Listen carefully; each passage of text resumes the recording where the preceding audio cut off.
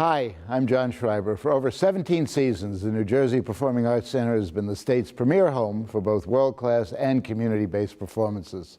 We pride ourselves on presenting something for everyone. That's why we're very proud to partner with the Caucus Educational Corporation to produce One-on-One with Steve Adubato at NJPAC. This special series features some of the very best talent New Jersey has produced. We're pleased to welcome them and you to the Arts Center. Funding for this edition of One-on-One with Steve Adubato at NJPAC has been provided by the law firm of Gibbons PC, Hackensack University Health Network, New Jersey's credit unions, banking you can trust, Cohn Resnick, providing accounting, tax, and advisory services for more than 90 years, Fedway Associates, Inc., New Jersey Natural Gas, proud to support education in our communities, and by Berkeley College. This is One-on-One. When you first heard that they were doing Charlie Rose and Gayle King, didn't you go, what? People like laughing at others, so I don't mind if the other is me. See, you go right into the character. That's what it is. I'm bringing families together a half an hour each week. Man, I'm doing something special. And so I do feel successful.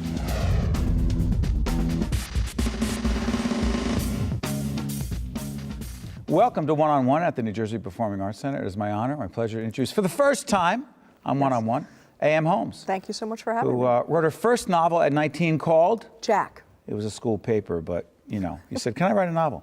But the book we're about to talk about today is called May We Be Forgiven. Yes, I hope we can be. Yes, why, by the way, why are you called a darkly funny writer? What is up with that? The darkly funny? I'm glad for the funny part. I think the dark part is I write books that are often about subjects that people don't feel very comfortable talking about. And I try to do it in a way that also makes people laugh so that we can kind of be a little more serious while laughing. So let me get this straight. Subjects people don't want to talk about too often. Like in this book, May We Be Forgiven, Harry and George are brothers. Yes, they are. Harry has been, I believe, he's not close to his brother and somewhat jealous. Is that a good? Yeah, it's a sort of, I would say it's almost like a Cain and Abel, very intense relationship between two brothers, jealousy, competitive, Can I bitter. say, do I screw things up if I say what George did? No, George not at all. murders his wife. Well, he finds that his brother's sleeping with his wife and he murders the wife. Oh, Jesus. It's just, and then we don't want to give away too much, but can I say that you love talking about families? Yes. Why? Yeah. Well, you know, I think that we all grow up in some sort of a family, and so they're everywhere. They're ubiquitous. My family was perfect. How about yours? Mine was, you know, spotty. I think that families are sort of the root of all the dynamics of what we do, and I also think, you know, we have a lot of expectations about families and expectations of how families are at holidays and who we want to be, and I think that the family is a very sort of a cracked mirror through which we see ourselves. I love these quotes about you. That's why I normally never refer to my notes. How about this? You write about the gap between our public and private lives because allegedly, supposedly, our family lives private. Public, Not necessarily. I think it's the more internal gap between public and private selves. The guy you are at work, the guy you are right now sitting in the chair. I'm the same guy all the time. Versus, you know, who we are when we're in our cars, when we believe ourselves to be alone, and interestingly now also who we are on the internet, and that's sort of the way we create alternate personas to go into chat rooms to do different things, and I think that that's an interesting split that we haven't reconciled. Time out. Anthony Weiner is one person. Right, exactly. He's tweeting. In the book. Right, he's tweeting. Not literally, but okay. But then he's a United States congressman. Exactly. On the floor of the House. Exactly. Spouting out about whatever. That's a perfect example of it. I think that really right now we're at a very interesting time, kind of culturally, where people, on the one hand, feel liberated to be these other people online and don't realize the ways in which it's all of a piece, and what does that fragmentation of the self really mean, and what does it leave us with? And so there's always been that split between how we present ourselves publicly, who we are at the office, who we are with our colleagues, and then who we are in our families and in our marriages. I read a lot about marriage. Why? I think it's an interesting phenomenon. Marriage? Yeah, I think that you go into a marriage hoping to be sort of the better version of yourself, and you pick somebody you hope will bring that forward, and then over time, you are yourself, and then is there a sense of failure, a sense of disappointment, and how it either grows or doesn't grow. So I always am writing a lot about marriage and children. And, interesting. You don't believe, and in your books, your novels, by the way, you've written for many genres, right? Yeah. Okay. Lots. So you don't, we ultimately wind up being ourselves. If someone says, she completes me, Right. she makes me a better person, you're like, are you kidding me? You are who you are. Is that your basic premise? No, because I think that you know, we all have a hope and a fantasy of our best selves, and some people, as we've all had friends. I've been who married are, twice, so I. Right? How'd it go? Right? Which time? Well, the first time. Let's go. You know. Well, let's not talk about right, that. Exactly. I mean, I was think, married to a terrific person, Yeah. but that was then. This is Right, now. Two right. different people. But I want to Right. believe that I wasn't such a screwball. Yeah. I'm not as much. Meaning, don't we evolve? Well, we hope we evolve, but that's one of the things that's interesting in relationships. And the way, actually, this book talks a lot about the evolution of family.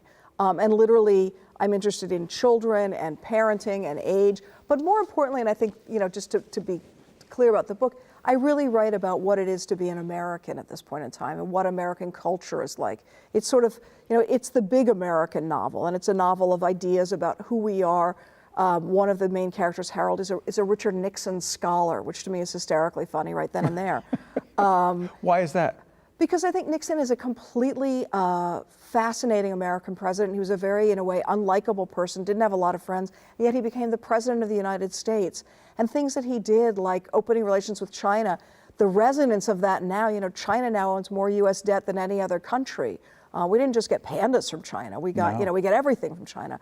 So I find all of I think that the weaving of history and contemporary culture and family life and values and the way that shifts fascinating. So I'm always just trying to make a document of, you know, where we are. And May We Be Forgiven, the title itself. Yes. Make something of that. Well, I'll do my best. You know, I think it's a good book for Yom Kippur or Thanksgiving. That's one of my jokes. You are darkly funny. I am darkly funny.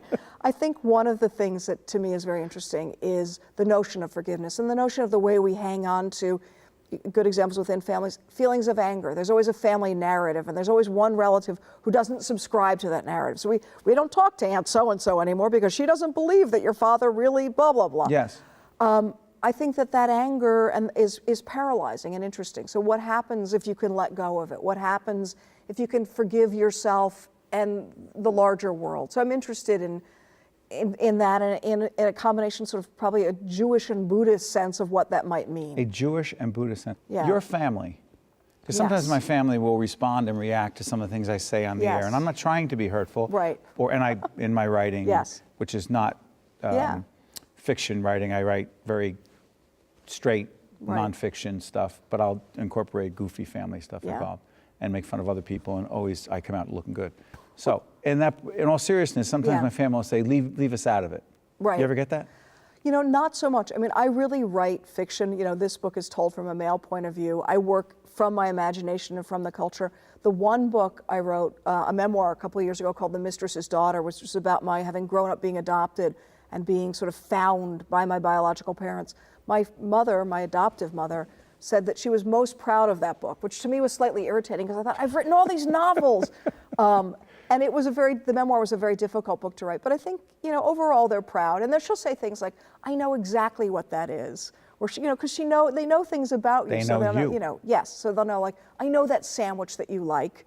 Because love it. it all ends up in there. You By the know. way, the award you won, Yes. plug it. Plug it. The Orange, formerly known as the Orange Prize, it is the only international award for fiction that is given to a woman writer each year.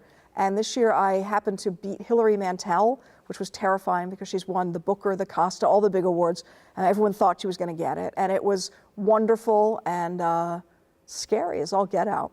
Books are not dead. Books are not dead. You don't Isn't buy that good that to know? crap. You can plug them in. Right? Yes. Yeah. I think you know, there was for a while there's such a big debate about the e-book and the death of the book. I mean, we live in a culture now that tends to be much more visual, much more kind of television dominated, but the book is not dead. And I actually think the e-book is kind of fantastic because you can get a lot of them on one device, and then they're great for traveling with. So I like both versions. I don't get in the bathtub with my Kindle. Smart. Yeah. Mind if I plug one more time? Yeah, plug. You don't mind at all. A.M. Holmes, author of the book, May We Be Forgiven. I want to thank you for joining us one-on-one right here at the PAC, the Performing Arts Center. Exactly. First time here, you'll be back again, right? I will be. You promise? Promise. New York's a great city. Be back right here, one-on-one, at the PAC, right after this. You better come back. I will come back. If you would like more information on this program, or if you'd like to express an opinion, email us at info@caucusnj.org. Visit us online at caucusnj.org, or find us on Facebook at facebook.com/Steve Adubato, PhD. There he is, Jim Rowe, President and CEO, New Jersey Symphony Orchestra. Good to see you, Jim. Good to see you. I'm happy to be here. Let me get this straight. You're on one-on-one in NJPAC, your partners, our partners. You're a former performer. You played the oboe. Yes. And now you're an executive running the show? It's a different costume, but yes. How's that happen? It's something that I wanted to do for a long time, and I had a real epiphany moment in the desert, which is a good place to have epiphany moments. I was at the Santa Fe Opera, and my friends had paid for the 50th anniversary gala of the opera. And I went there and I spent my time talking to the composers and the directors and working on their capital campaign and talking about relevancy and the future of the art form. And I was 40 years old, and I thought, this is how I want to spend the next 25 years of my life. And so I started getting ready for this transition to management. And when the opportunity came at an orchestra where I was already playing, it was so meaningful to make this transition with this organization. Talk about the symphony. Talk about what it is, what the challenges are, and the audience. Sure. The New Jersey Symphony Orchestra really, I think, is setting the stage for what the orchestra will be in the 21st century. And that is because of our commitment to the communities of this state. We have a statewide mission. We're at home here at the great New Jersey Performing Arts Center. Why is it home? Well, this is our resident, we're the resident orchestra of the New Jersey Performing Arts Center. We rehearse here. We perform the majority of our concerts here.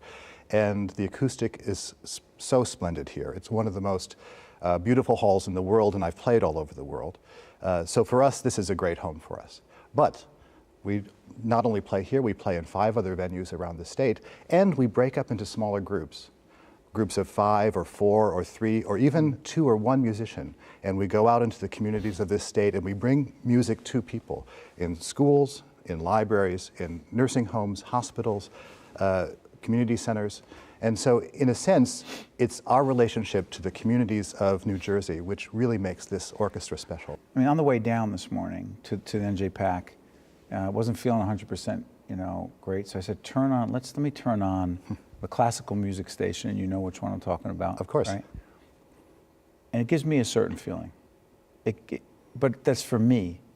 And the point I'm making is that I always wonder sometimes, like, where is the audience? Who is the audience, age-wise? And how do you turn? Because my kids sometimes are like, Dad, what are you listening to?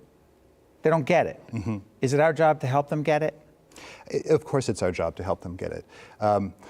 But the thing is that once they're there, I know that they'll get it. What is the there? The there is in front of the music, with us. If you think about it... Excuse me, radio's one thing, live performance another? Live performance is another thing. When you're on stage, and of course I've been on stage as a performer for 30 years, we on stage can look out into the audience and see the faces. And last year at the symphony, we were playing Beethoven's Fifth. Famous piece. Starts with this heroic struggle against fate, and in the middle it becomes very quiet and mysterious, and at the end of the 3rd movement and going into the 4th movement, there's this triumphal moment where we go into C major, and the music is so uplifting and so joyful. And last year we were playing the piece, and I looked out and there was a woman in the front row. She was there with her daughter. They were sitting there, and when the music turned from the mysterious, foreboding C minor to this glorious C major, she lifted her head, she closed her eyes, and tears started running down her face. And I thought, this is the moment that you can only have in live performance. And it's this kind of incredible human interaction with Beethoven, with the performers, with the audience. It's the only place you can have it. My mother does that when she listens to Nessun Dorma. Of right? course. You know what I'm talking about? Yes, of course. And she made us listen to that every Saturday. But it's so interesting because most of the music on the radio, if people listen to the radio or on YouTube, most of the music that people listen to today has lyrics. Right. Most of the they may not always be in. They may not even make sense. Yes. But there are lyrics to them. Yes. Now, the music that we're playing generally doesn't have lyrics. And so the kind of personal emotional Yes. experience that you have really is uniquely your own. Yes. Because the meaning is really what you have at that very moment. It's so true. It's so powerful on so many levels. I don't want to personalize this, but I realize that it is a responsibility. If you take a kid to a performance, the kid could be moved by it, but at the same time, as parents, you want to explain what the performance is about and let them interpret it for themselves later on. But there is something about being there. Yes. This is a powerful art form. And by the way, for you, how hard is the business side? I love the art of this. Yes. But there's a business side. We're There is bringing a in business sponsors. side. We're trying to keep sponsors. We're trying to keep our expenses down. What about for you? You don't love that. Of course I love it. You do? Yes, because I do love it. I do love it because of that moment with that woman in the front row. You don't get that. You don't get that unless you... When I look at a page of spreadsheets or I have a big budgetary meeting, the thing that keeps me going through it is reaching that woman in the front row. Every place that we play. It's so interesting. People often say people who are musicians, artists, can't make that transition. But in many ways, your passion to be good on the management side is a product of the love for the art form. No? Am I oversimplifying it? You're not at all. That's exactly right. Yeah. And for me, my whole life has been about putting people in front of music and musicians in front of people. And however you do it is fulfilling. And your relationship with the conductor there. Describe it. Right. So Jacques Lacombe and I have a great relationship, and people have asked me, well, what is it like now that you're on the other side? The other side. The other side. So what is it like now? You know, it's curious. It hasn't changed materially that much because when I was playing principal oboe, it was my responsibility to realize his artistic vision, in a sense, in terms of how the oboe part went. So he would move his hands, and I would play. Now, as CEO, my job is still to realize his artistic vision. It's just he doesn't wave his hands at me anymore, at least not in front of my face. Yes. But it's my job to bring his artistic vision to life. And in that sense, our relationship is very similar to what it was before. You love this. I'm sorry? Really love this. I really love this. The future of the New Jersey Symphony Orchestra. Describe it, 30 seconds. Sure, happy to. In the communities of this state. Touch points between musicians, music, and audience. And with young people, you see it growing. Absolutely. We're going into the schools around the state, both in small groups and in big groups. We have actually a whole family of education programs that we're investing in right now because we see this as really the future of our art form. And people find out more, they go on the website? Absolutely. njsymphony.org. njsymphony.org, because you are a not-for-profit. We are. Just like us, which does not mean we are not entrepreneurial. Exactly. I love how people say, oh, so you're a charity. Yeah, right. We're out there doing the business so we can do the art. Jim Rowe is President and Chief Executive Officer of the extraordinary Thank you. New Jersey Symphony Orchestra. Housed where? At the NJ Thank you so much, Jim. We appreciate it. It's great to be here. Stay with us one-on-one from the PAC. We'll be right back right after this. Thank you, Jim. If you would like more information on this program, or if you'd like to express an opinion, email us at info@caucusnj.org. Visit us online at caucusnj.org, or find us on Facebook at facebook.com/Steve Adubato, PhD. There he is, John Pietrowski, Artistic Director of a great organization called Playwrights Theater. How are you doing? I'm good. I'm very good. Thank you for having me on today. It's our honor here at NJPAC. Tell us about Playwrights Theater. What is it? Playwrights Theater has been around for 28 years. We are a professional new play development and arts education organization. We work with writers from all over the country and writers from New Jersey, developing plays, some from scratch, some in various stages of development. We do productions. We do a whole host of readings.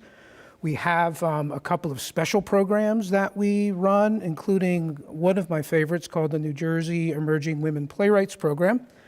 So we have about 10 female New Jersey writers involved with that right now, and we actually spend 18 months with them developing a work from some 13 pages to pieces that come in almost completely finished. We give them 3 private readings over the course of the year, and then a public reading at the end of the 18-month process.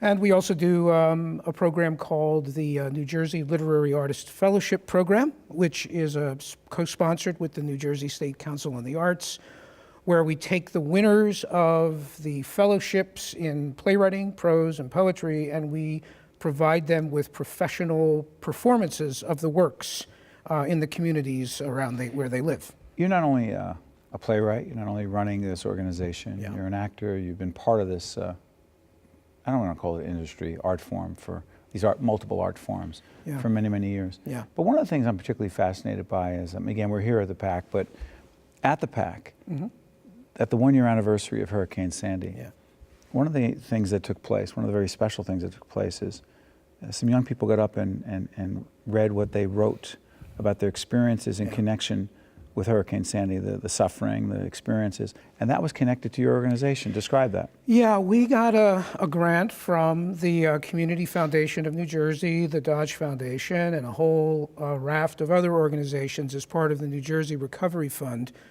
to do writing residencies in storm-affected communities in New Jersey. So we're in the process right now of going all the way from Hoboken, all the way down to Cape May, to do about 20 residencies in schools and community-based organizations all along the storm-affected area. The program that we did on a couple of nights ago was a program with 2 groups, 100 Reasons to Live and You Cannot Be Replaced. And they are suicide prevention groups. Why would you even be having kids write about suicide prevention in connection with Hurricane Sandy? Well, I mean, the pieces themselves weren't about suicide prevention. But a lot of emotional issues here. There are a lot of emotional issues. Talk about that. And one of the things that the arts can do, and especially for younger kids who often don't have the opportunity in the way that education is going now to have these times and these places to express their feelings, what they're thinking about, their responses to things. And what we are allowing them to do is to get those thoughts out, to talk about them, and to do it in a disciplined, controlled environment where they can process their emotions, they can put it into a container like a piece of prose, poetry, playwriting, or music. And then that added element of it, which we saw a couple of nights ago, which is almost like an initiation rite, if you think about it. You know, you sort of ask them to speak their deepest truths about themselves and how they feel about things. Were they reading what they wrote? No, they were performing it. They were performing it. Of the 7 kids that were up on that stage, 5 of them had never been on a stage before. No. Yes, absolutely. They get up. They got up. They wrote, first of all, hard enough to write about your emotions. Right. All connected to Sandy. All connected to Sandy. And then they perform what? They performed 2 poems and 2 songs that they wrote. The 2 songs that they actually wrote, they did them with harmonies. And your folks helped them. Yes. The reaction? The reaction of the audience? Yeah. They got a very long, sustained applause at the end of it. We closed the show, so I knew how scared they were, so I immediately jumped up and ran backstage to see how they were. What's that like for you? It makes me You've seen cry. a lot of shows, but what was that like for you? When you know who those kids are, what they've been through, not just with the storm, but also that they're a member of 100 Reasons to Live. That's right. You know, so they've been through some very difficult personal storms themselves. Kids in Point Pleasant. Kids in, name some of the communities. Manasquan. It was the Manasquan area there, which of course Hit hard. Hit hard. And they had a lot of stories and a lot of experiences, but they also had their own sort of personal inner storms that they were dealing with, you know? So it's not just about Sandy. Well, no, and I don't think that by going in and sort of, you don't necessarily have to hit something right on the head in order for it to be about something, you know? You don't have to go in and write about Sandy for something to be about Sandy. And an interpersonal relationship that you might have with somebody is going to change as a result of that storm. So if you're going to write about that, you're still writing about Sandy. It's your life in the context of that storm, you know? Now, granted, the stuff that we put up on stage were poems and songs about the storm. But there's a whole raft of other things, too, that they're writing. Let me do this. By the way, the website of this terrific organization has been up there the entire time, Playwrights Theater. But I'm curious about this. Because you've been at this for a long time, in the couple of minutes we have left, when did you know that writing would be your passion in your professional life, even though you've done other things? When I was 7. No way! Yeah. What did you write? Well, how'd you know? It's a funny story. My mother was a bookkeeper, and she had this old-fashioned typewriter. And I used to sit down at it, and I used to type. And she was really worried that the bookkeeping business was going to suffer because of what I was doing to the typewriter. So they got me this little plastic thing called a Marx writer, which was a toy typewriter, but it did everything a typewriter did. And I would grab these things called the Book of Knowledge, which were part of the Encyclopedia Americana. They were like encyclopedias for kids. And I would open it up, and I would retype the poems that were in the Book of Knowledge. I would retype them, and then I would hide them from my mother because I didn't think poetry was like something boys should be doing. Got it. You know? And then from that, I started to do things like scanning poems, which is finding the meter and the rhyme and all of that stuff. And then I began to write. And then when I got to Northwestern, I met a guy named Keith Radine, who is actually a rather well-known writer now. And I saw what Keith was doing as a playwright, and I said, I really like this. I really like what you can do. And so I started to write plays myself. And it kind of gets pushed to the side doing what I do because it's a full-time business doing what I do. But I did win a fellowship, a playwriting fellowship from the Arts Council in 2012, and I'm going to have a reading of one of my plays up in Vermont in a little over a week. You are a fascinating guy, and it's the first time you've joined us for a one-on-one, and I have a feeling it won't be the last. Thank you. John, the artistic director over at Playwrights Theater, I want to thank you. Good stuff. Thank you for having me on. Really appreciate it. That was great. One-on-One with Steve Adubato at NJ PAC has been a production of the Caucus Educational Corporation, celebrating 25 years of broadcast excellence, and by the New Jersey Performing Arts Center, in cooperation with NJTV and 134 WNET.